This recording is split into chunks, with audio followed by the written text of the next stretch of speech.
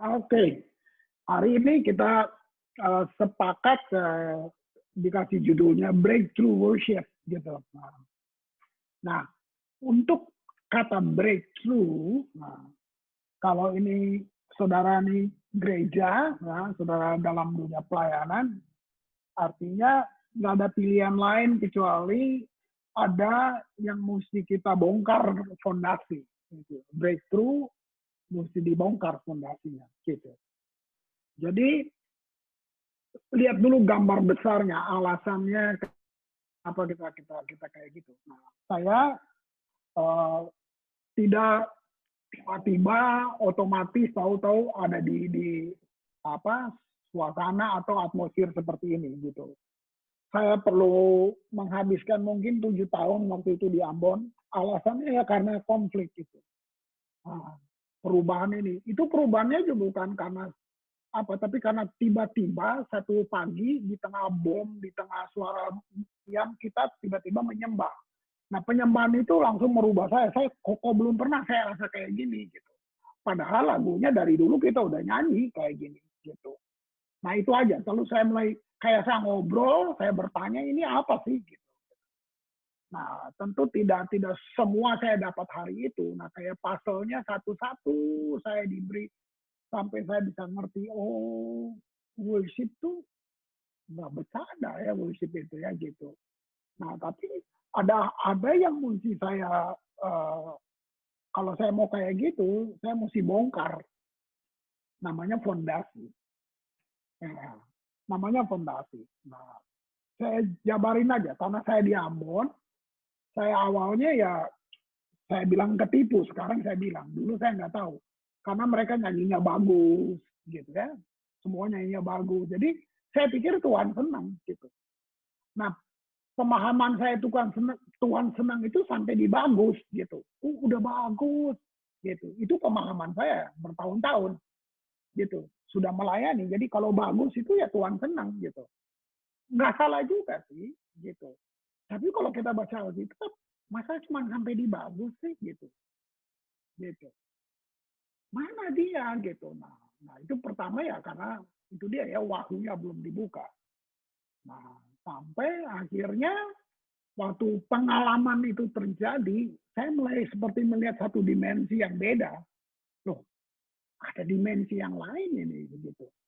Nah, di masa-masa itu memang nggak ada orang mau ke Ambon lagi. Gimana sih lagi konflik besar 99 sampai 2005 bayangin. Nah, itulah masa saya duduk cuman ya ada literatur apa yang saya bisa dapat saya baca, saya coba definisi ulang semuanya, pengen tahu. Nah, sedikit demi sedikit mulai datang. Nah, tentu lewat praktek-praktek juga. Nah, itulah yang saya buat. Jadi saya bilang kalau mau bilang breakthrough gitu, nggak ada cara lain. Fondasi kita yang sudah kita bangun selama ini mesti dibongkar. Alasannya dibongkar gini, kalau nggak ada yang terjadi selama ini, ngapain kamu masih pertahankan? Misalnya, kita sudah bangun istilah inilah, istilah gereja ya, menara doa. Ya, kamu bangun menara doa. Sudah sekian tahun, nggak ada perubahan. Berarti ada yang salah dengan doa kita. Gitu. Bongkar aja, ubah dong. Ubah konsepnya, rubah semuanya. Ini ada apa? Berarti cuma latihan agama yang kita buat selama ini. Itu juga dengan penyembahan doa yang kita buat itu. Nah, karena kita sendiri kalau ditanya doa itu apa, nah, gitu. Masing-masing punya jawaban beda gitu. Nah, mestinya kita tanya doa itu apa ya Tuhan, nah gitu. Ngobrol dong sama Tuhan gitu. Sama juga dengan penyembahan gitu. Nah, jadi saya boleh dibilang saya nekat aja deh gitu. Nah, saya pakai kata itu ya, nekat artinya ya kalau nggak ada yang terjadi, cuman bagus aja tapi nggak ada yang terjadi. Orang nggak berubah gitu. Dan saya ngerti ada banyak gereja sampai di bagus berhenti. Bagus. Kamu lihat tuh orang datang musiknya keren, aransemennya keren gitu. Wah, gitu kan. tatanan penampilannya keren, nah itu dia. Gitu. Terlalu banyak sesinya kita bisa buka, saya percepat aja gitu. Nah, oke. Kita mulai dengan Alkitab aja. Ya, kita mulai dengan Alkitab. Nah, pertama, Israel itu satu bangsa yang memang berbeda sekali, ajaib sekali. Tuhan ciptain Israel tuh ajaib banget. Gitu. Saudara mesti tahu, itu asli keinginan hati Tuhan untuk hadir satu bangsa di tengah bangsa-bangsa di dunia. Jadi Israel belum ada, bangsa-bangsa lain sudah ada. Oke? Nah, bangsa-bangsa itu punya konsep penyembahan. Jadi kalian bisa lihat seluruh agama punya penyembahan. Nah, waktu kekristenan hadir, kita juga bawa penyembahan. Pertanyaannya gitu, kalau penyembahan kita nggak bisa melebihi atau membuktikan, menghadirkan Tuhan yang kita sembah, apa bedanya kita sama mereka? Nah, bedanya mungkin ini bagus, itu kita suka dibilang begitu. Nah, lihat kembali lagi. Sebelum ada Israel, ada bangsa-bangsa lain. Mereka sudah menyembah. Entah itu batu, entah itu pohon, entah itu binatang, entah itu alam, entah itu apa saja. Pokoknya mereka menyembah. Jadi manusia memang punya kecenderungan menyembah, mencari sesuatu yang lebih dari dirinya. Itu kecenderungan manusia. Nah, lalu ini saya mensederhanakannya aja ya.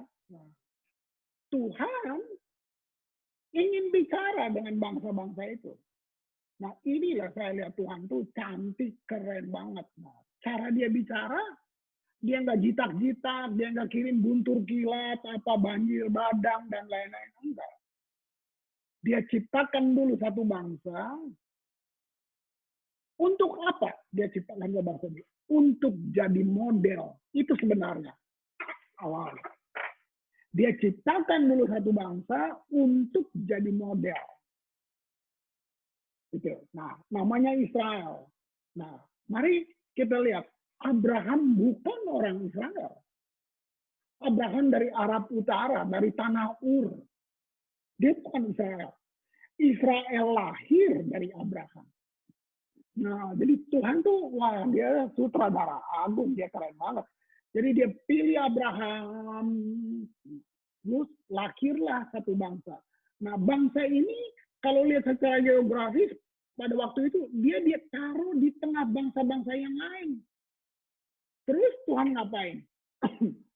Tuhan nggak suruh kamu pergi menginjil kayak gitu. Enggak, dia cuma ciptain satu bangsa, lalu dia kasih semua hukum tentang irigasi, dia kasih semua.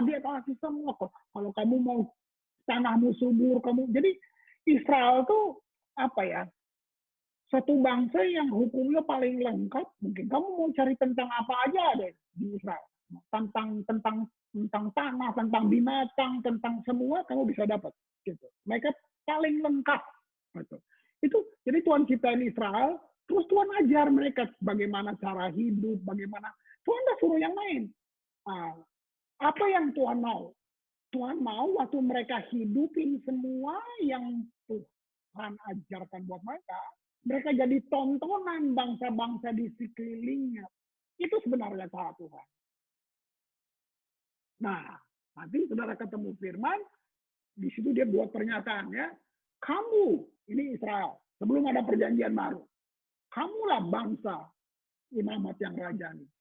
Jadi, kalau saya terjemahkan, Tuhan mau menjadikan Israel satu bangsa, semuanya imam. Nah, gitu. Israel itu ide awalnya Tuhan. Tuhan mau jadikan Israel satu bangsa yang semuanya imam, gitu. Pemimpinnya nggak kelihatan, pemimpinnya Tuhan. Aneh kan? Ya memang aneh. Nah, sampai di sini Israel nggak siap. Saya pakai kata ini, Tuhan ingin membuat perbedaan, tapi Israel ingin persamaan. Spirit ini nggak ada sekarang di gereja. Tuhan ingin Israel berbeda dengan bangsa-bangsa lain. Tapi mereka nggak siap, mereka ingin sama. Makanya mereka minta raja. Masa nggak siap? Bagaimana sih? Jadi bangsa dipimpin oleh satu pemimpin yang nggak kelihatan. Itu nggak enak banget kan gitu. Mending kita kayak bangsa lain sih, mereka punya raja juga gitu. Nah makanya waktu Samuel datang ke Tuhan, dia bilang dia nggak sanggup, bangsa ini berontak. Kamu kalau baca Tuhan bilang gini, kan bukan kamu yang mereka tolak, mereka sedang tolak saya. Gitu. Nah jadi Israel gagal, nah lahirlah imamat suku. Aturan Israel seluruh bangsanya itu imam yang kudus. Jadi satu bangsa yang dipimpin Tuhan. Nah, mereka gagal. Mereka jadi membangun imamat suku. Hanya orang Lewi, suku Lewi. Hanya imam Lewi. Mereka nggak boleh kerja, gitu. Bangsa-bangsa lain kerja, nah lalu beri persembahan buat imam Lewi. Nah, nanti kejauhan deh saya ngomongnya, itu semua ke bawah sampai sekarang di gereja-gereja kayak gitu. Nah oke. Nah, lihat mereka gagal. Nah, sementara itu berlangsung, ingat raja pertamanya itu Saul. Coba lihat itu. Gitu. Masih oke ya. Tapi di tengah jalan, nah, sesuatu terjadi. Nah, di sini nabi itu lebih tinggi dari raja, gitu. Raja tuh untuk berperang dia harus tanya nabi. Apa yang raja mau tindak dia harus tanya nabi. Itu hidup Israel kayak gitu. Dia nggak akan bergerak apapun kalau nabi nggak berbicara. Padahal zaman itu Roh Kudus nggak diam di dalam kita. Roh Kudus nggak diam di dalam Samuel. Roh Kudus nggak diam di dalam nabi-nabi itu. Roh Kudus adanya di luar, jadi realitasnya dari luar. Nanti kalau kepentingan Tuhan, baru Roh Kudus menghinggapi dia, Roh Kudus mau ubah dia, Roh Kudus kasih perkataan, dia bisa bernubuat, dia bisa itu kayak gitu. Nah oke, sampai di Samuel, nah waktu Samuel lihat, wah bagaimana Israel nggak bisa memenuhi apa yang Tuhan mau. Padahal mereka minta Tuhan kasih, mereka pengen punya raja kan, Tuhan udah kasih. Nah, saya baca ya, 1 Samuel 16 ayat yang pertama. Ini yang saya bilang breakthrough, ini yang saya bilang bongkar semuanya, kira-kira gitu. 1 Samuel 16 ayat yang pertama. Bunyinya gini, berfirmanlah Tuhan kepada Samuel. Nah, ingat ya kalau bilang berfirmanlah Tuhan, itu artinya gini, itu otoritas. Makanya bilang, demikianlah firman Tuhan. Artinya ini, bukan pendapat saya. Bukan pendapat manusia. Makanya kalau Nabi berbicara, dia selalu buka dengan, demikianlah firman Tuhan. Artinya ini bukan pendapat gua ya. Gitu. Nah, di sini Tuhan berfirman kepada Samuel, lihat kata-kata ini. Kalau kita Roh Kudus nggak terangi, dia ya lewat gitu aja. Bunyinya cuma gini, berapa lama lagi engkau berduka cita karena Saul? Ya, gitu. Bukankah ia telah kutolak sebagai raja atas Israel? Tapi yang pilih Tuhan, yang minta orang Israel. Nah, terus Tuhan pilih, ketemulah seorang yang namanya Saul. Gitu. Nah, di tengah pemerintahannya, tiba-tiba Tuhan memutuskan saya mesti tolak nih orang. Kenapa? Nanti dulu, ya, pelan-pelan, oke? Okay? Nah, dia bilang ini, isilah tabung tandukmu dengan minyak. Di dalam tanduk itu letak seluruh masa depan kehidupan seseorang. Itu prophetic action. Tanduk itu satu tindakan prophetic pada zaman itu, oke? Okay? Gitu. Isilah tabung tandukmu dengan minyak, pergilah. Aku mengutus engkau kepada Isai. Nah, pelan-pelan. Kalian mesti tahu, kenapa Tuhan mesti sebut begitu terperinci? Karena zaman itu nggak ada yang kenal Isai, apalagi Daud. Nggak ada yang kenal. Gitu. Karena ada Alkitab, kita jadi kenal siapa Isai, siapa Daud. Zaman itu nggak ada yang kenal. Sehingga Tuhan harus kenalin sama Samuel. Kamu pergi sana ya, gitu. Cari orang, satu keluarga namanya Isai. Pergi itu ke Bethlehem. Orang Bethlehem itu. belum selesai, dia bilang gitu. Di antara anak-anaknya, tuh, PR-nya ribet nih. Di antara anak-anaknya, telah kupilih seorang raja bagiku. Perhatiin, Saul masih jadi raja. Ini bukan isu kudeta loh. Aduh, Tuhan nggak begitu. No, no, no, no. Aduh, pelan-pelan. Saul masih jadi raja loh. Gitu. Tapi kamu lihat Tuhan sudah bicara buat si nabi ini. Wow. Aku sudah pilih seseorang. Kamu ke Bethlehem cari. Bayangin, Samuel dalam keadaan nggak tahu ini siapa. Dulu nggak ada telepon, nggak ada semua. Jadi kamu bisa bayangin kerjaan dia. Dia mesti nanya dari rumah ke rumah, nanya warga. Kenal nggak keluarga Israel? Dan dia datang. Yaitu. Nah, saya jelasin dulu ini tentang breakthrough di sini ya. Saya pakai kata ini. Berapa lama lagi engkau berduka karena Saul? Apa alasan berduka? Karena dia nggak sesuai dengan agenda, nggak sesuai dengan apa yang Tuhan mau, nggak sesuai dengan rencananya, planningnya Tuhan, nggak sesuai. Nah, si Samuel sudah tahu Tuhan mau buat. Tapi Samuel lihat, kenapa begini? Terus Tuhan datang ke Samuel. Saya terjemahin bebas dalam konteks masa kini, dengan kata breakthrough, dengan kondisi gereja, dan waktu itu apa yang dengan saya di Ambon ini. Kira-kira gini Tuhan bilang. Gereja, berapa lama lagi kamu masih pegang metodologi, kamu masih pegang konsep-konsep, kamu masih pegang formula-formula, kamu masih pegang tata cara, kamu masih pegang semua sistem ibadah, kamu masih pegang semua yang saya sudah tolak. Itu breakthrough. Itu breakthrough. Di beberapa tempat mereka nggak suka saya ngomong. Mereka nggak suka.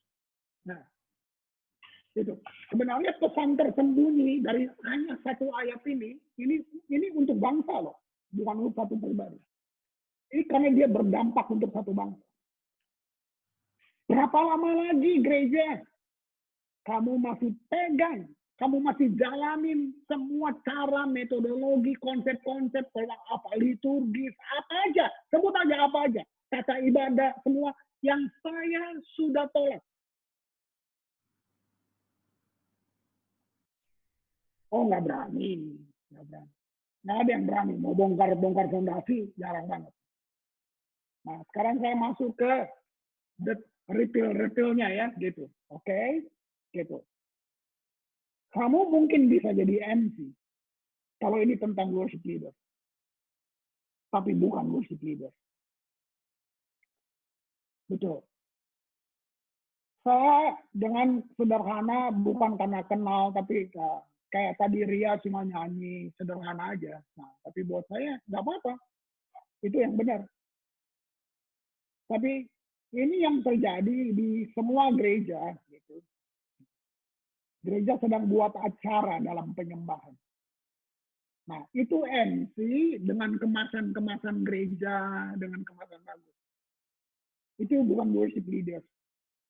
Sebelum saya lebih jauh buka ini, saya mau kalian yang dalam pelayanan ini, istilah worship leader itu pertama untuk Lucifer. Manusia belum ada. Lucifer adalah pemimpin pujian penyembahan di surga. Jadi Lucifer itu worship leader pertama. Jadi waktu kamu suka dengan judul WA, worship leader, kamu mesti siap. Iblis saja hancur, dia bisa jatuh. Kenapa? Bayangin dia di tahtanya Allah. Bayangin. Daging ini tetap daging. Kamu mau puasa sampai kayak apapun, daging dia nggak berubah jadi plastik. Dia tetap daging. Dia tetap punya ego. Dia tetap bisa berubah. Kamu mau puasa apa lah yang sebut. Daging tetap daging. Gitu. Nah, ini yang saya bilang, ayo fondasi dibangun. Nah, satu syarat untuk kamu bisa seperti ambil judulnya Lucifer itu worship leader. Cuman satu, kamu mesti jadi angka 0. Yang angka 1 Tuhan. Tuhan 1, kamu 0, berarti 10. Kalau kamu 0 lagi, udah 100 tuh. Makin kamu 0, makin banyak nolnya. Benar tambah gede itu. Saja. Artinya gini, kita nggak perlu cari lagi penghormatan dari orang lain, keberhargaan lewat dari jemaat, dari semua. Kita nggak perlu cari. Karena kamu sudah berharga di mata Kristus. Tapi ini sulit banget. Apakah saya nggak punya ego? Siapa bilang sampai kemarin saya masih berperang dengan ego saya. Tadi pun saya masih berperang dengan ego saya. Dengan staf di gereja, dengan semua masih berperang. Dan saya harus selalu sadar itu dan harus selalu lawan itu. Harus selalu lawan itu. Gitu ya. Jadi breakthrough membutuhkan satu pengertian, understanding yang diperbaharui. Gitu. Tuhan sedang cari satu namanya kerendahan hati. Itu ujian segala-galanya. Ujian segala-galanya. Jangan pamer karunia. Kalau fondasi mesti dibongkar, yang kalian harus tahu, karunia bukan fondasi. No. Bakat, talenta bukan fondasi. Fondasi cuma satu, firman Tuhan. Karunia is a gift, pemberian. Nah, sebelum saya terusin, isu ini masalahnya bukan di worship leader, di tim worshipnya, di para singer. No, masalahnya di top leader, pemimpin utama di gereja. Masalahnya di situ. Jadi kenapa saya bilang masalah? Waktu dia mau bangun satu tata ibadah, apakah dia duduk dengan tim worship? Apakah dia betul-betul meletakkan dasar buat mereka? Apakah dia spend time dengan timnya? Gitu. Jadi ini kalian jangan tertuduh. Yang ditegur, saya bilang 7 tahun dan itu saya. Itu saya.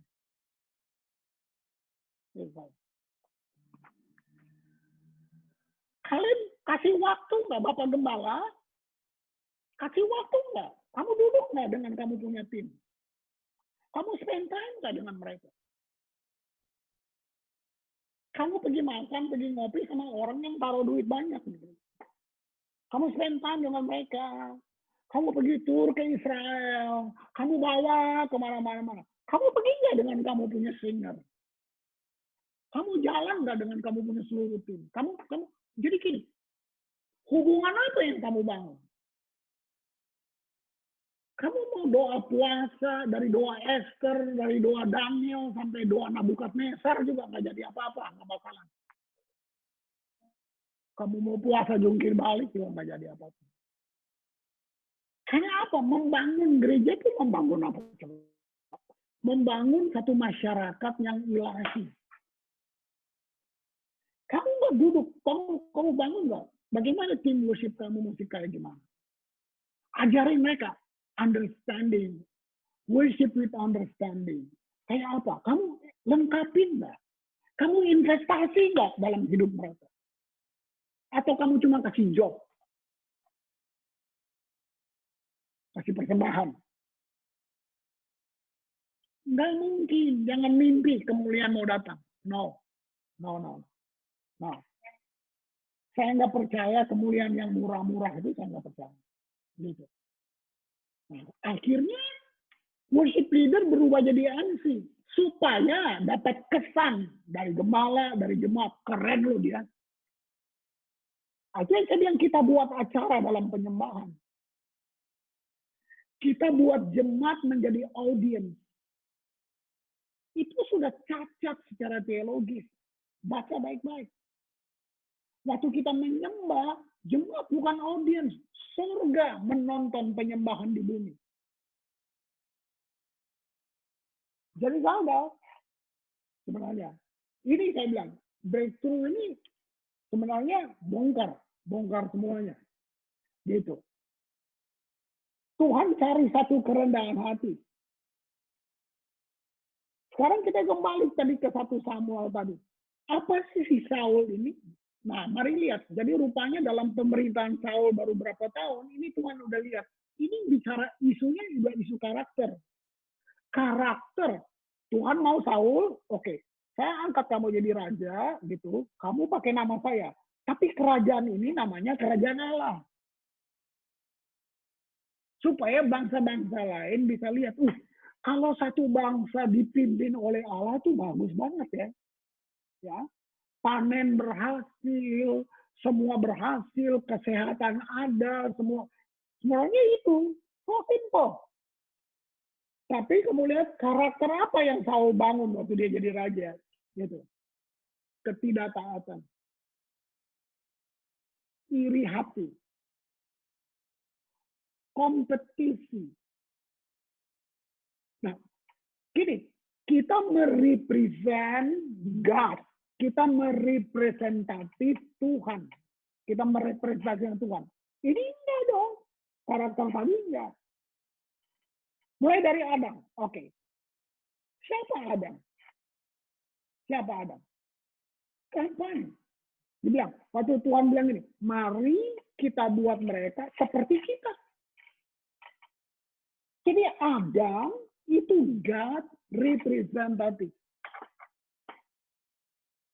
Nah, jadi waktu Tuhan mau bangun Israel sebagai bangsa, dia mau itu. Apa yang Adam nggak selesaikan, dia mau Israel akan selesaikan.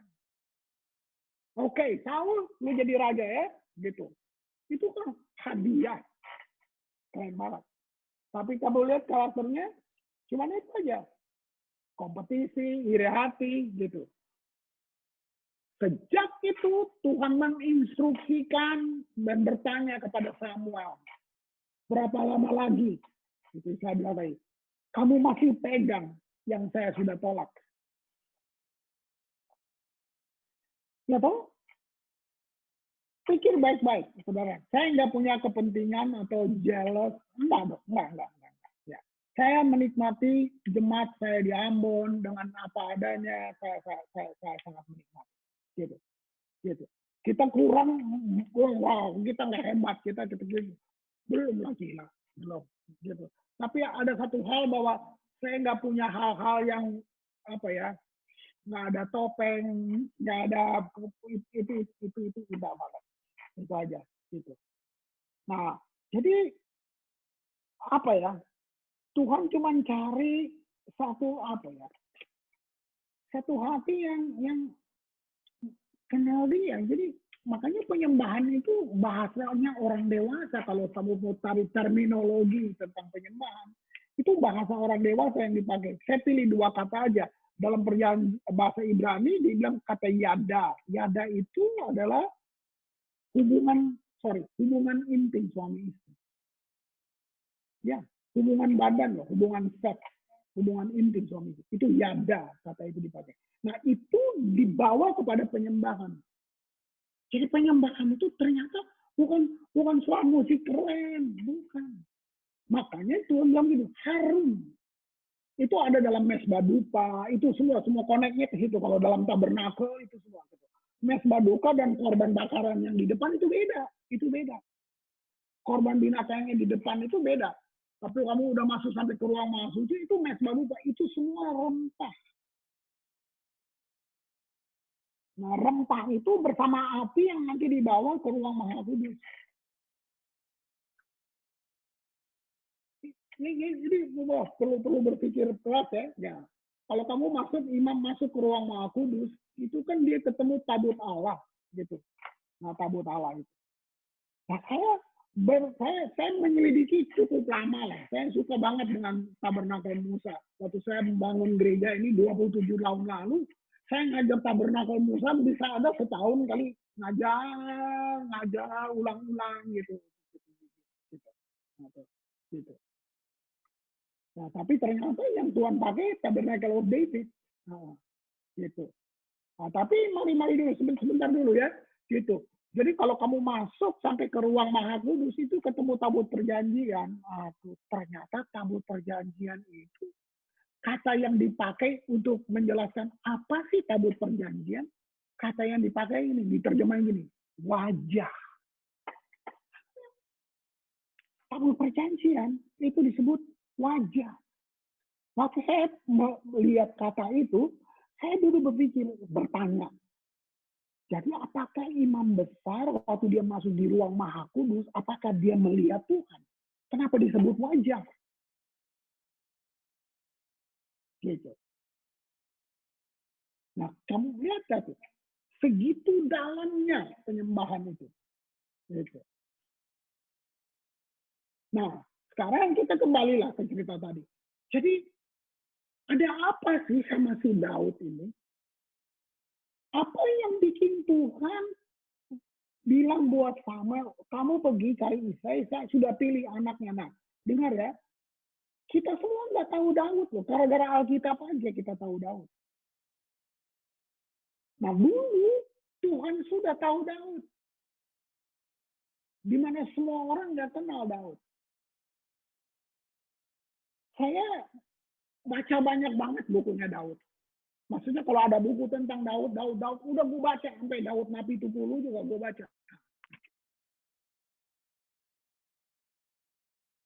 Nah, ini orang, saudara, kalau dilihat ya, dilihat dari cara kita melihat, cara kita mengukur, aduh, kok Daud ya, gitu, gitu, kok Daud ya, gitu.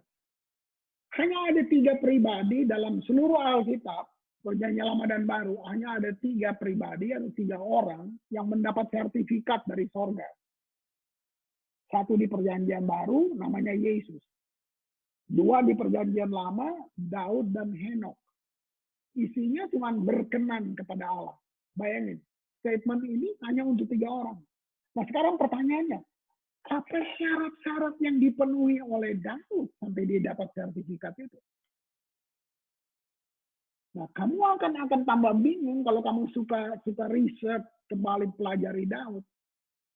Mari saya bilang, dari syarat manusiawi, dari syarat apa yang kita bisa pakai ukur lah, dari sisi keluarga, dari sisi sosial ekonomi, dari semuanya.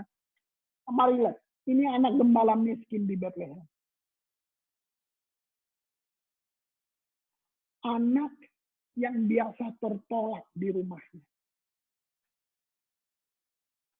Sampai ada beberapa teolog yang mengatakan bahwa ini mereka punya riset. Mereka menanyakan bahwa apakah Daud benar-benar anak sungguh atau anak pungut? Dari Mazmurnya yang berkata bahwa sekalipun ayah dan ibuku meninggalkan aku, engkau tidak meninggalkan aku. Kalau bisa lihat Daud itu, lihat ini kehidupan dia. Dari sisi sosial dan semuanya, waduh, apalagi tidak memenuhi syarat dalam banyak hal. Lihat ya, cara Tuhan pilih orang beda dengan kita ya. Kebanggaan setiap laki-laki Ibrani kalau dia bisa jadi tentara di Israel. Banyak laki-laki Yahudi. Daud nggak memenuhi syarat. Nah, jadi dia cuma apa? Anak gembala miskin. Berapa banyak dombanya? 3 ekor. Samuel yang tulis. Kambing domba 2-3 ekor. Jadi kamu lihat kakak-kakaknya yang badannya bagus, gagah, ganteng, semua peragawan, bintang film lah kalau kita terjemahin ke zaman sekarang. Daud anak ingusan. Ya, ada satu yang bagus lah. Dibilang mukanya kemerah-merahan. Gitu. Bisa jadi culun lah gitu. Gitu ya. Jadi kakak-kakaknya yang pergi, yang jadi militer karena memenuhi syarat, Daud ke hutan. Nah ini yang masa yang nggak tertulis, kita tiba-tiba cuma tahu ada Mazmur, ada kitab-kitab ini kita baru tahu. Tapi saudara mari lihat Coba lihat, itu Daud dia sekolah di mana ya? Dia pernah belajar sastra di mana? Karena ini kan seni. Kalau kita bicara Mazmur itu kan seni, seni mengungkapkan sesuatu. Dan bayangkan ini sastra Ibrani pada zaman itu. Kira-kira Daud itu sekolah di mana? Tapi saya mau bilang, pengaruh Daud itu sampai seluruh Syria kalau kita ambil peta dulu semua dalam pengaruhnya Daud. Gitu. Bayangin, sekarang kalau saudara membaca, saudara, kamu penyembahan kamu, coba, kamu mau bilang apa sama Tuhan? Semua kata yang lu pengen bilang buat Tuhan, udah diambil sama Daud. Lu baca semua kata-kata lu pakai dia punya kan? Gitu. Jadi buat saya, kata lain tentang worship itu kata connected atau intimacy. Waktu kita intim dengan Tuhan, saudara, semua yang Tuhan punya dia akan kasih ke kamu. Beneran? More knowledge, wisdom, apa semua. Dia akan kasih buat kamu. Buat saya, Daud punya semua. Kamu bisa lihat perkataan-perkataan dia. Even Rasul Paulus, Rasul yang paling hebat yang nulis separuh dari perjanjian baru, dia diinspirasi dengan Mazmurnya Daud. Kamu lihat ya.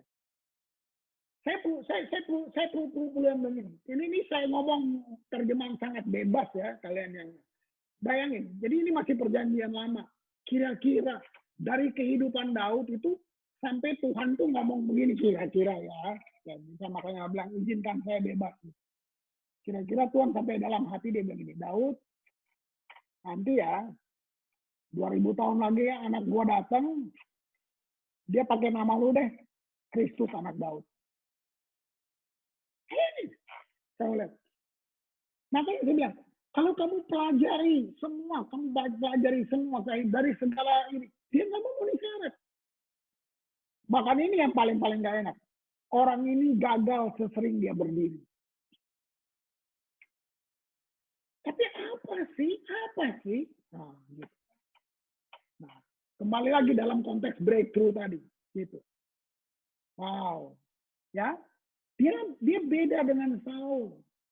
Dia seorang penyembah dalam keadaan cuma di hutan, ada binatang doang, pohon-pohon, kupu-kupu, segala macam. Dia dengan Tuhan. Gitu. Ada satu literatur yang menulis bahwa dia merindukan Tuhan seperti burung pipit merindukan matahari. Dia ngobrol bebas dengan Tuhan. Dia kayak orang ini, saya simpulin aja dari banyak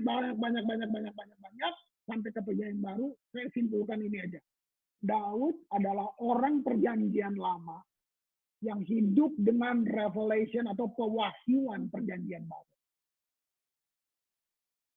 Daud sudah mengenal kasih karunia pada zaman itu. Daud ngerti banget. Nah, ngerti banget. Waduh. Saya bisa buka di situ. Nah, sekarang kita langsung aja lah ke poin ini. Sekarang Daud jadi raja. Sudah, dia jadi raja. Udah proses, dia jadi raja. Apa yang ada di hatinya? Coba kalian lihat. Ini kan gila banget. Nah, bedanya sama Saul hanya jadi raja. Makanya waktu dia jadi raja, dia nggak berpikir tentang hal-hal yang intim dengan Tuhan. Dia nggak pernah berpikir begitu. Bagi dia yang dia pikir hal-hal yang tentang raja, tentang kekuasaan, tentang semua materi lah. Nah, apa bedanya Daud? Daud sebelum jadi raja, dia seorang penyembah. Penyembah yang jadi raja. Nah, waktu dia jadi penyembah, dia punya, saya dapat kata ini, dia punya yang disebut heart experience. Itu penuh dengan Tuhan. Itu penuh dengan Tuhan. Wow, ini orang gila. Nah, kalian lihat di depan Goliat, Saul meragukan kompetensinya Daud. Sampai Saul nanya sama Daud, lu siapa sih? Lu tahu nggak nih orang? Nah, kalau saya terjemahin bebas banget ya, saya terjemahin ke zaman sekarang aja lah. Jadi dia liatin Goliat itu besar banget kan. Nah, sementara si Daud yang kecil ini, nah kalau dia tanya gini kira-kira, dia mau mengecilkan, dia bilang, di rumah kamu ada tiang listrik nggak? Gitu. Dia bilang, tuh lu lihat tuh depan kamu tuh, 6 hasta tinggi, tinggi banget saudara. Nah, backgroundnya ya itu kan lembah Tarbantin. Goliat kan nggak sendirian. Goliat bersama seluruh pasukannya. Sejarah menulis gini, lembah Tarbantin berubah menjadi hutan lembing. Nah bayangin, makanya Israel walaupun tentara semua takut, nggak ada yang berani. Datanglah si Daud. Nah, si Raja Saul ini sendiri ketakutan. Jadi dia sedang mengintimidasi. Lu bisa apa? Lu lihat tuh orang tuh. Lihat mata lembingnya aja itu 34 kilo. Dia nanya macam-macam. Kamu punya pengalaman jadi tentara enggak? Atau kamu tamat-tamat akabri mana? Kamu pernah kuliah militer di mana? Kamu tamatan West Point? Atau kamu dari Magelang, akabri Magelang? Kamu pernah perang di mana? Di Irak, Afghanistan, pernah perang di mana? Di Kamboja, di mana? Apa spesialisasi kamu? Kamu punya bom bunuh diri, kamu punya senjata. Daud cuma keluarin ketepel. Bayangin, itu kan kayak, sebenarnya yang tujuan saya bilang ini, apa ini? Intimidasi. Spirit intimidasi. Bayangin, itu Saul terus bikin gitu. Apa jawab Saul? Jawab Daud. Aku biasa ditolong Tuhan. Aduh. Dia nggak bikin satu teori militer, teori berperang. Dia nggak sodorin konsep-konsep gitu. Dia cuma bawa satu. Sebab aku biasa ditolong Tuhan. Kata ini kayak miskin sekarang di gereja-gereja. Kita pakai knowledge kita pakai pengalaman kita pamer kita punya talent, bakat-bakat. Makanya nih, mesbah gereja sudah berubah jadi panggung. Panggung itu tempat para bintang beraksi. Panggung bau kedagingan.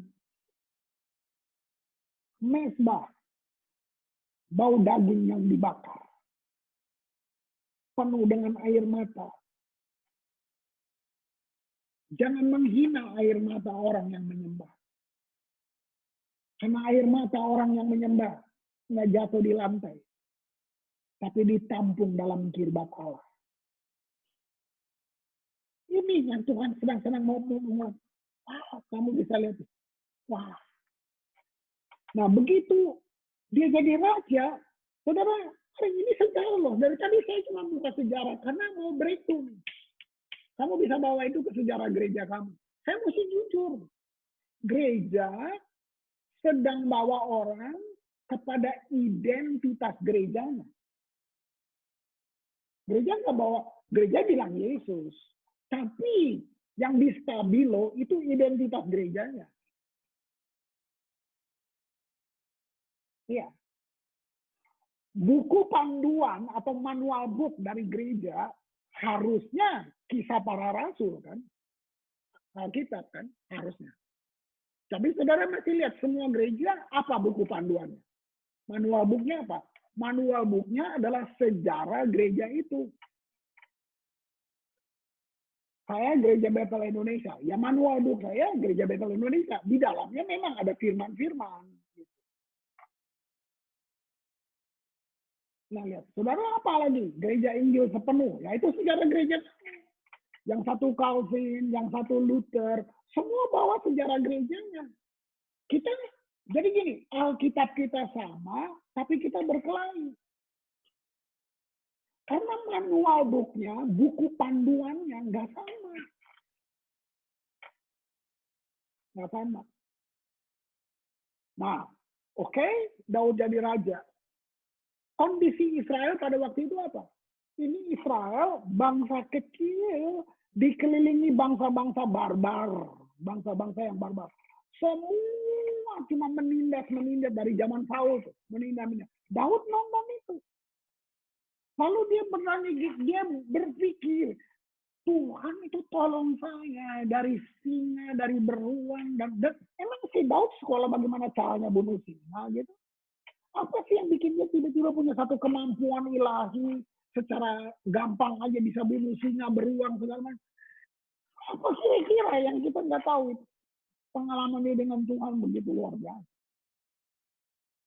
Nah, lalu dia merindukan. Kenapa nih bangsa-bangsa dia nggak tahu ada Tuhan ya di kita? Nah, dorongan itu membuat Daud mengambil keputusan ini, keputusan radikal. Saudara, ini perang teologis, saya mesti bilang. Perangnya nggak main-main. Nah, kenapa? Dia bangun Tabernacle of David. Dia bangun sesuatu yang Tuhan tidak suruh. Wow. Wow. Pikir baik-baik. Musa bangun tabernakel, Tuhan suruh. Itu seluruh bangsa ngerti itu. Sampai rincian-rinciannya semua Tuhan yang suruh. Nggak bisa main-main. Tapi waktu Daud, Tuhan nggak suruh. Nah, kembali lagi. Di sini ada beberapa teolog yang sampai menulis gini. Kenapa Tuhan nggak bunuh Daud ya? Kenapa Daud tidak dibunuh ya? Sebab dia membuat yang Tuhan tidak suruh. Nah, yang Tuhan suruh aja gagal. Yang Tuhan suruh dengan rinciannya aja gagal. Tabernakel Musa. Gagalnya di mana? Tabut perjanjian dirampas sama orang Filistin. Sekian puluh tahun loh. Israel nggak punya tabut perjanjian. Sampai Daud jadi raja, Daud suruh kembalikan tuh tabut. Wah, itu lewat kematian Usa, lewat kematian. Itu wah, itu kerja, itu yang saya bilang tadi, breakthrough. Bongkar fondasi. Dibawa tabut itu masuk ke Israel, Daud nggak kembalikan ke Musa, ke kemahnya Musa. Waktu dia bawa, nah itu makanya saya bilang, kayak dia mendapat satu revelation yang satu bangsanya nggak tahu. Dia bangun kemah sederhana, seperti tendanya pramuka gitu, nah, yang kita kenal dengan Tabernacle of David. Nah ini yang saya bilang, Tuhan nggak suruh. Nah tapi kita lihat, begitu dia bangun Tabernacle of David, isinya kalau di kemah Musa, dari mesbah pembasuhan, gitu, meja roti, gitu kan, mesbah dupa, itu kaki dian, masuk lagi baru tabut perjanjian.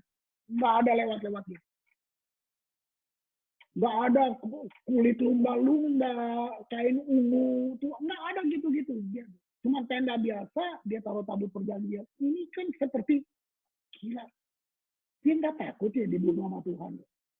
Nah, buat saya, kalau bukan revelation apa tuh? Coba. Daud bangun itu sederhana. Ini lebih parah lagi. Ini yang saya bilang breakthrough. Ini lebih parah lagi kalau kamu lihat, lebih parah lagi. Apa? Dia melanggar semua peraturan keimamatan. Kamu mau lihat manifestasi Tuhan di gerejamu? Berani nggak lu rombak metodologi?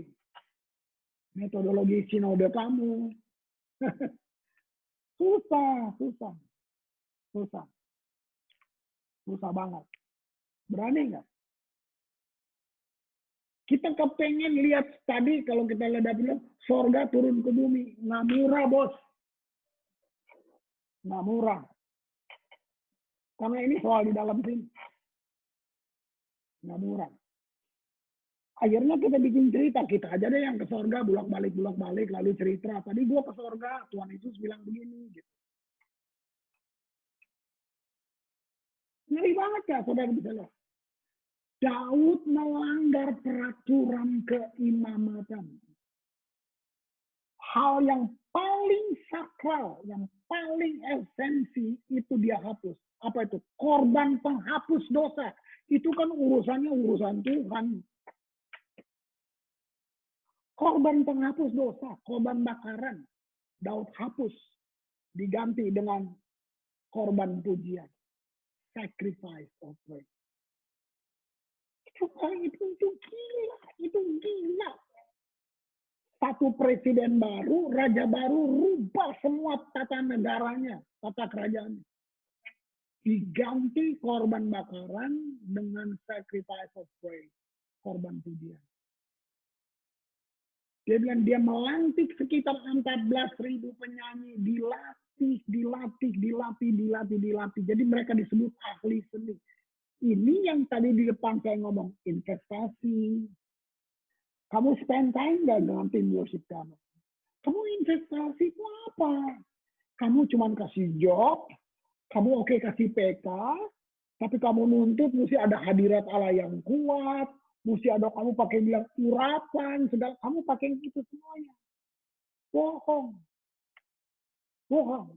Bukan urapan, saya mau bilang imitasi yang palsu.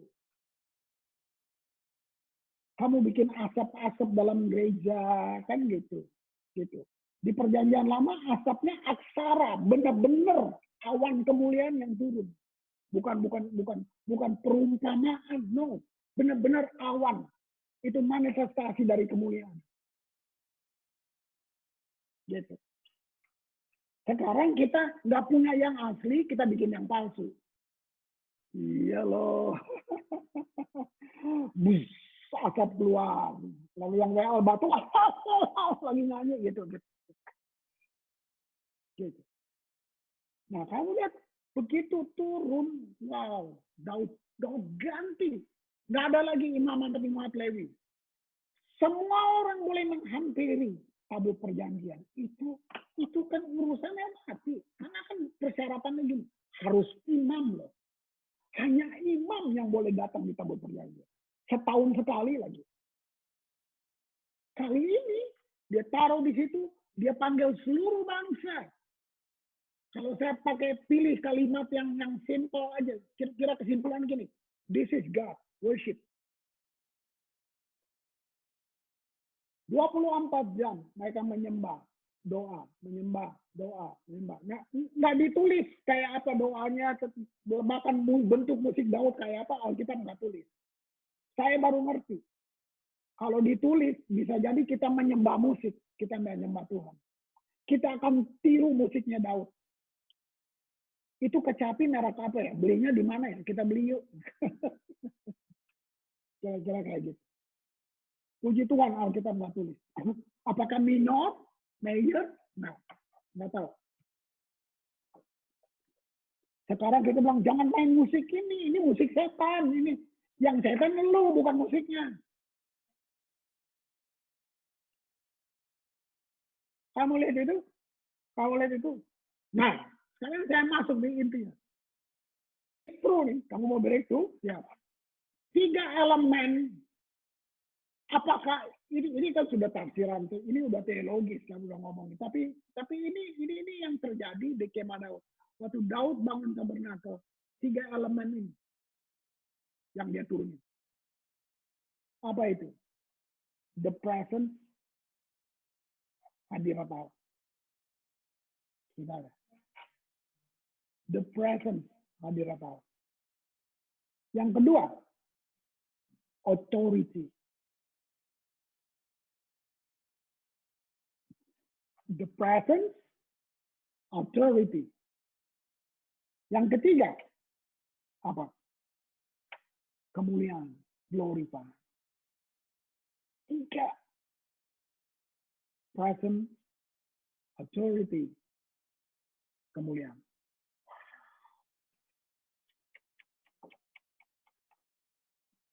Kamu bisa lihat, begitu Daud bangun itu, hadirat Allah turun di bangsa, bukan di dalam rumah. Hadirat turun di dalam bangsa Israel. Otoritas Tuhan turun bagi bangsa itu. Kemuliaan Tuhan nyata di bangsa itu. Kamu tahu, seluruh bangsa yang tadi ada di sekitarnya ketakutan. Karena mereka melihat itu. Sejak itu, Israel menjadi bangsa yang dipimpin oleh penyembahan.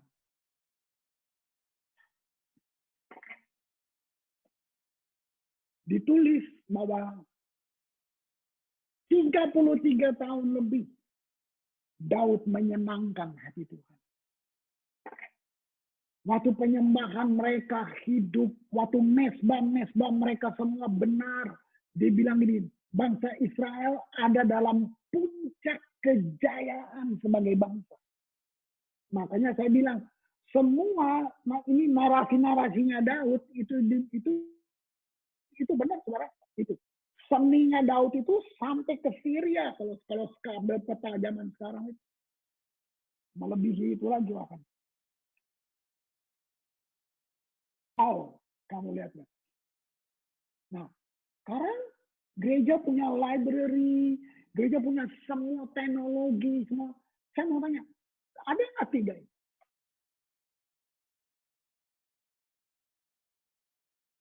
Keintiman dengan Tuhan, nah, worship itu intim. Makanya Daud bilang buat semua rakyat itu bukan hanya mari nyembah, mari. This is God, worship. Ditulis dalam pelajaran Tabernacle of David, dibilang ini, dalam penyembahan Daud di 24 jam, saudara, nubuatan mengalir seperti orang bernafas. Kita bahasa roh, nggak ada yang takut. Orang malah mikir, itu apa sih? Dia ngomong apa sih? Lihat. Nantilah terlalu banyak kalau saya buka di satu-satu session ini aja. Gitu. Wow. Kamu bisa lihat kalau kita punya tiga ini tadi. Keintiman akan membawa otoritas. Otoritas sedang bilang ini, kamu tinggal dalam cahaya wajah Tuhan terus-menerus. Iblis, benteng-benteng roh jahat, habis sudah nggak usah peperangan rohani dalam penyembahan, nggak ada spiritual warfare, nggak ada. Gitu. Kenapa kamu bawa otoritas, kamu bawa the presence, kamu bawa kemuliaan? Artinya gini, Yesus ambil tempat yang paling sah di situ. Mana ada apa tengging-tengging setan dalam penyembahan? Kok setan jadi penting? Nah, makanya sekarang terlalu banyak orang, makan yang sudah pelayanan, mengesampingkan apa yang disebut pelayanan jumpa dengan Allah.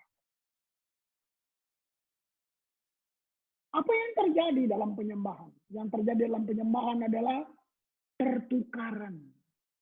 Itu penyembahan. Waktu kamu menyembah terjadi pertukaran. Apa pertukaran? Pertukaran hati. Kamu kasih hatimu buat Tuhan, Tuhan curahkan hatinya buat kamu. Makanya dalam penyembahan kita bisa dengar Tuhan kalau benar-benar kamu benar. Itu bukan itu natural waktu kita nyembah. Karena Tuhan berinteraksi.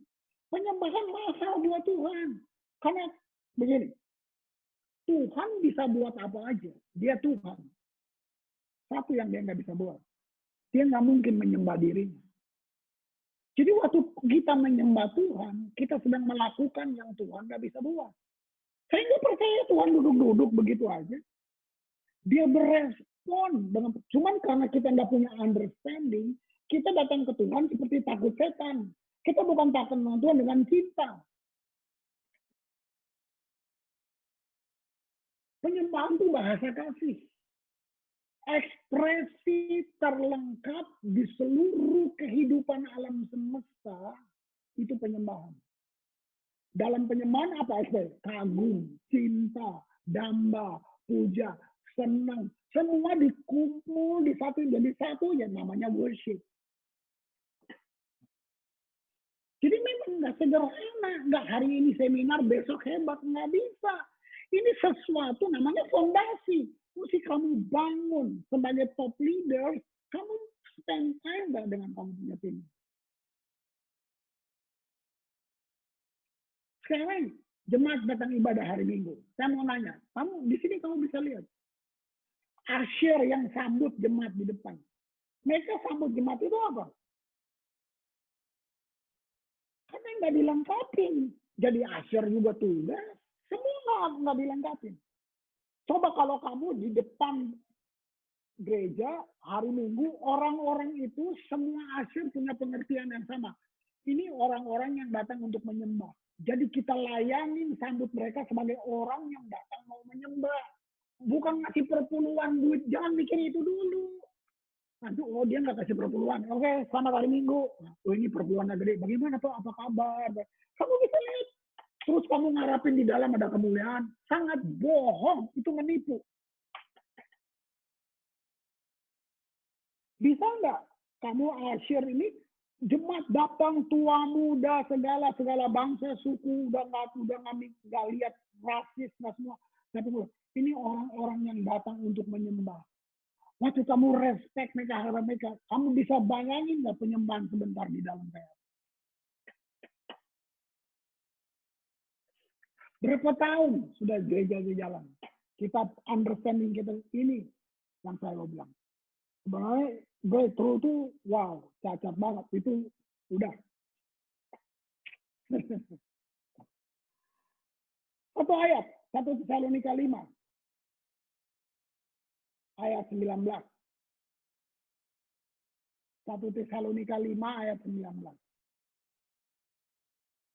Ini sudah di perjanjian baru. Istilahnya gini, jangan padamkan roh. Itu bunyinya gitu. Apa yang kamu bisa bilang dengan ayat ini? Bagaimana jangan padamkan roh? Jangan padamkan roh, sebenarnya gini, jangan hentikan aliran dari sesuatu.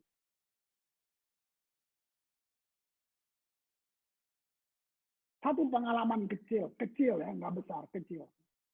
Saya pengkhotbah. Saya bapak gembala. Saya saya punya pikiran otoritas semua di gua. Gua bilang belok, gua bilang semua mesti ikut gua. Jadi kamu lihat, satu kali di Ambon, penyembahan. Nah, saya udah tahu, ini udah hal yang klasik. WL udah takut kalau bapak gembala udah melotot gini. Nah, jangan lama-lama, gue mau khotbah. Aku tahu banget. Ya saya gitu, makanya saya berani cerita. Udah. Cepat, gue mau naik. Satu kali, begitu saya naik, Roh Kudus nggak jitat-jitat, enggak. Saya nggak ikut Tuhan. Dia nggak. Cuman saya seperti ada suara kecil lagi bilang, kamu mau khotbah. Tapi perkataan yang lembut itu, saya kayak lupa. Aku sih kepengen banget ya lu khotbah. Pengen ya dikasih kesan sama orang. Sementara, gini, khotbah nggak bikin Tuhan terkesan. Penyembahan yang bikin Tuhan turun dari takhta. Dia mau datang. Karena penyembahan tuh gini. Kenapa dibilang mesbah? Mesbah tuh gini. Dipanggil mendekat. Jadi gini, Tuhan gak rindu dengar khotbah. Tuhan rindu penyembahan umatnya. Saya rindu khotbah. Ini. Wow. Itu yang jangan padamkan roh. Jangan hentikan aliran. Wow. Bisa lihat itu? Oke. Saya nggak mau panjang-panjang, tapi saya mau satu lagi. Tadi worship. Di Tabernacle of David, itu doa dan penyembahan. Apa doa? Nah, ini paling banyak disalah pakai doa. Doa tidak bisa memotivasi Tuhan. Kita nggak bisa motivasi Tuhan dengan doa. Saya sudah tukar teologi doa saya berkali-kali. Saya bangun menara doa di Ambon. Ya, 17 tahun menara doa saya di Ambon. Nanti dulu, itu bukan keren. Saya mesti cerita jeleknya dulu. Apa alasan saya bangun menara doa? Cuma satu, takut mati. Bukan cinta Tuhan, takut mati karena perang. Nah, jadi kamu bisa bayangin kira-kira spirit doa kita apa? Panggil-panggil Tuhan kan?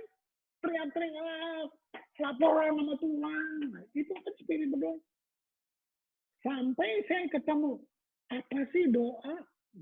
Nah, kata yang jadi terminologi tentang doa. Untuk doa aja ada dua kata. Satu, ini keren banget. Dibilang ini, mencium wajah Tuhan. That's praying. Wow. Jadi doa itu bukan kamu bawa list, bukan kamu laporan sama Tuhan. Seakan-akan Tuhan nggak tahu kebutuhan kota Jakarta. Kita panggil-panggil Tuhan, Tuhan virus. Tuhan tuh nggak tahu. Kamu yang harus kasih tahu. Kita menghina dalam doa, paling sering kita menghina dia. Itu mencium wajah Tuhan, itu doa. Jadi doa itu kayak penyembahan. Sampai saya ngerti, oh duduk merenung itu doa. Yang kedua, kata yang dipakai untuk doa, communicate. Berarti ada dua arah.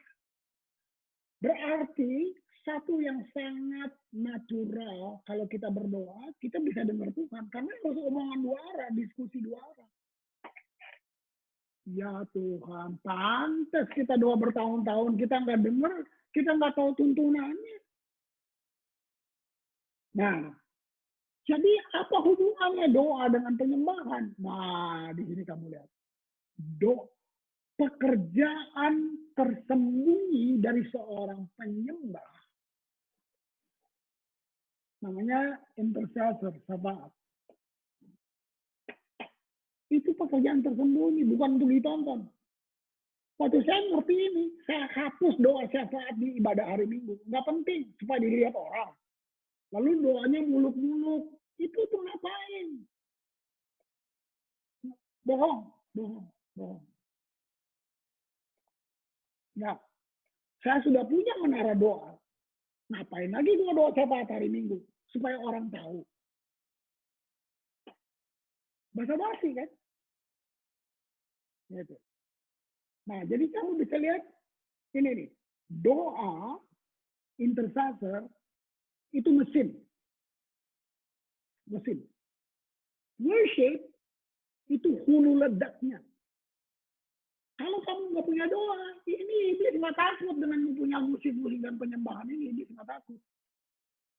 Doa kamu yang prophetic prayer, itu doa kamu itu kayak mesin membuat penyembahan itu jadi hulu ledaknya.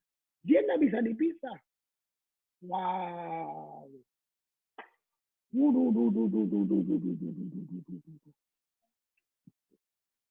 Oswald Chambers, saya baca bukunya, dia bilang gini, kalau kamu bekerja, kamu cuma bekerja. Tapi kalau kamu berdoa, Tuhan bekerja. Oh. Kamu bisa lihat ada dua aktivitas yang berlangsung dalam kekekalan. Cuman doa dan penyembahan. Penting banget, Dok. Wow. Nah. Oke. Saya tutup dengan Kisah Rasul 15. Ini biasa. Nanti lain kali kalau kita ketemu, kita bahas kitab Amosnya ya. Ini Kisah Rasul 15 sama, tapi ada pesan-pesan profetik yang lebih kaya nanti. Hari ini kita Kisah Rasul 15 saja dulu. Kisah Rasul 15, 16, dan 17. Nah, sebelumnya dengar dulu. Jadi gini, tadi breakthrough fondasi itu dibikin. Kenapa? Ada satu kebutuhan yang sangat besar di akhir zaman ini. Kebutuhannya apa? Kebutuhan untuk kita kembali gereja, semua komunitas yang kita bilang kita persekutuan apalah namanya. Ini kebutuhannya. Kembali ke pola original sehingga kita bisa menghasilkan sesuatu yang Tuhan kehendaki. Kalau pakai kata Pak David tadi, pola original ini membawa sorga turun ke bumi. Kita sibuk cari orang masuk ke gereja kita. Itu masih nggak salah. Tapi jangan itu nanti dulu. Yang sibuknya harusnya kamu dan saya yang sudah percaya. Kalau kita penyembah-penyembah, kita menjadi pipa saluran di mana sorga turun. Itu. Nah, ini kisah Rasul 15. Lihat. Kamu bisa lihat. Apa yang kalimat pertama aja. Kemudian aku. Siapa aku tuh? Dia. A besar. Kemudian aku akan kembali. Bayangin dia bilang. Dan membangun kembali pondok Daud yang telah roboh. Emang surga udah nggak punya lagi? Kenapa mesti pakai Daud punya? Di sini kamu lihat. Ini saya bilang, kalau kamu manusia sekarang kita buat sesuatu sampai menyentuh dia, itu kekal, tahu nggak? Bayangin, emang Tuhan nggak bisa bikin yang lain, kenapa dia pakai Daud punya? Kasarnya di momen ini, nggak ada yang bisa gantiin. Nah, kalau saya pilih dengan segala keterbatasan saya cuma bilang, nggak ada yang bisa gantiin Daud. Wih, aku akan membangun kembali pondok Daud yang telah roboh. Kira banget. Reruntuhannya akan kubangun kembali dan akan kutegakkan.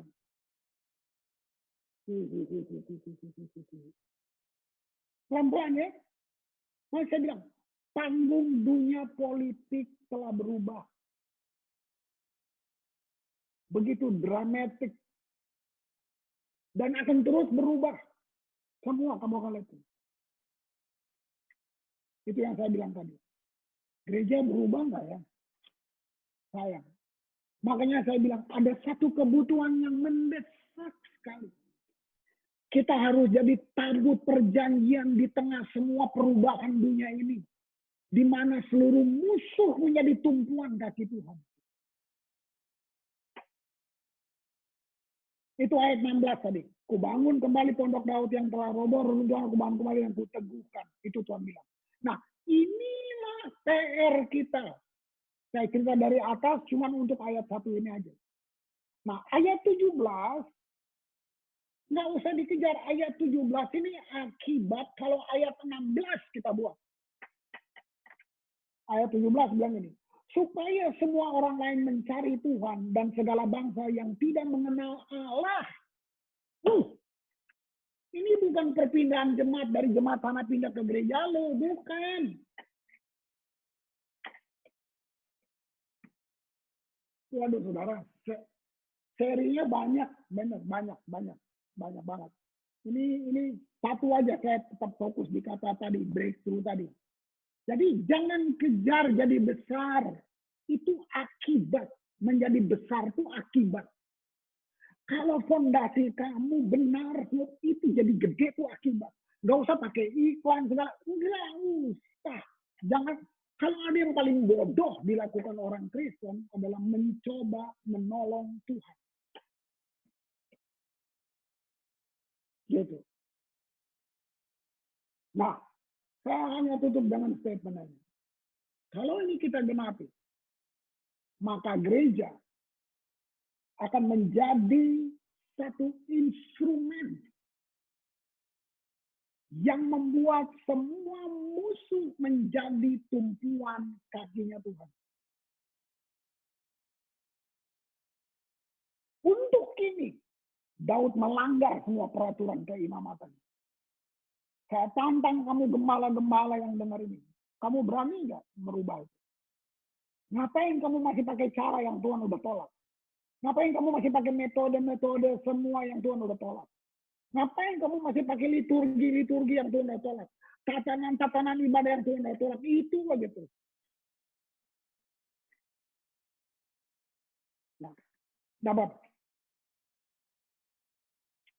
Kalau kalian nggak suka saya, nggak apa-apa. Tapi saya mau curahin ini isi hati saya. Ya, kalian mau lihat. Wow. Satu ayat terakhir. 2D2 supaya ada bonus. Ayat ini bicara tentang futuring, masa depan. Masa depan gereja. Masa depan kita. Tapi ini bahkan ini sudah ditulis dari perjanjian lama. Siapa yang tulis? Daud juga. Mazmur 50 ayat yang kedua. Catat saja Mazmur 50 ayat yang kedua. Lihat. Dari Sion puncak keindahan. Saya berhenti dulu di situ. Dari Sion puncak. Kenapa kata ini? Kenapa? Di mana tabut Daud? Di mana kemah Daud? Di Sion. Jadi Sion sedang berbicara tentang semua kita. Saudara tahu itu gunung terakhir dari 3 gunung di Israel yang mesti ditaklukkan. Yang terakhir ditaklukkan itu Sion. Dari 3 gunung. Gitu. Dan di Sionlah seluruh masa depan. Nah, terus begini. Dari Sion puncak keindahan Allah tampil bersinar. Apa pesan profetik di sini? Perhatian kata puncak keindahan. Nah, ya, tangkap ini. Semua kepercayaan menolak kesempurnaan. Nah, ada yang sempurna kan, Pak? Ya, kamu dengar ini klasik sekali kan? No. Hanya kekristenan yang percaya kesempurnaan. Kamu akan menjadi seperti Kristus. Dengar baik-baik. Apa hasil dari penyembahan? Keserupaan. Kamu akan menjadi seperti yang kamu sembah. Nah, makanya ngajarnya yang benar. Coba lu sembah duit. Lu kayak duit. Lu sembah raja. Kamu bergaul dengan raja. Masa lu biasa-biasa? Nah, ini kata yang bagus. Ini saya bilang masa depan. Karena kata puncak keindahan itu tentang apa? Tentang saudara. Makanya dia bilang kita sempurna. Bahasa Inggrisnya bagus. Perfection of beauty. Kamu ada dalam kecantikan yang perfect. Gereja cantik banget, kamu. Bilangnya, lalu ngapain? Tuhan tampil bersinar. Keren Mazmur 50.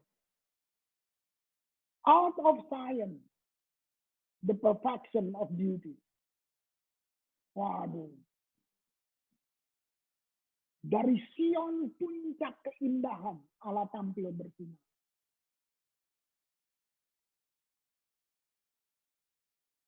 Terakhir, Mazmur 34 ayat 9. Dalam bahasa Indonesia bedanya jauh banget. Nah, ini terjemahan The Message. Makanya saya ambil terjemahannya The Message. Mazmur 34 ayat 9 bilang begini. Worship God if you want the best. Worship God if you want the best. Dia lanjutkan, worship open doors to all His goodness. Tuhan Yesus memberkati semua. Amin.